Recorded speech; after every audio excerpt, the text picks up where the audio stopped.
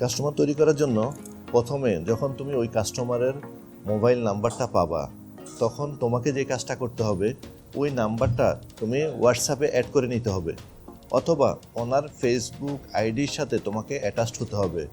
যখনই তুমি হোয়াটসঅ্যাপে অ্যাড করে নিবা, তখনই কিন্তু তুমি তাকে একটা মেসেজ থ্রো করবা যে আমি অমুক এই কোম্পানি থেকে বলছি।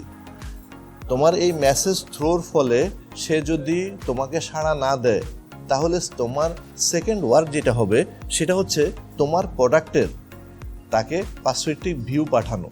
এখন দেখা গেল যে তোমার 20টা প্রোডাক্ট বা 10টা প্রোডাক্ট, তুমি সবগুলা প্রোডাক্টেরই পার্সপেক্টিভ ভিউ পাঠালা, বাট ওই যে প্রসপেক্ট বা ক্লায়েন্ট সে সাড়া দিল না, তাহলে কিন্তু তোমার ধরে নিতে হবে যে উনি এখনও ক্লায়েন্ট হয়নি। অর্থাৎ তুমি যতক্ষণ সাড়া না দিবে ততক্ষণ তাকে ওই প্রোডাক্ট নিয়ে বিভিন্ন ছবি তাকে হোয়াটসঅ্যাপে বা মেসেঞ্জারে পাঠানো শুরু করবা। একটা পর্যায়ে দেখবা সে সাড়া দিবে, আর যেই প্রোডাক্টের প্রতি সাড়া দিবে মনে রাখবা সে সেই প্রোডাক্টেরই কাস্টমার হিসাবে তৈরি হলো।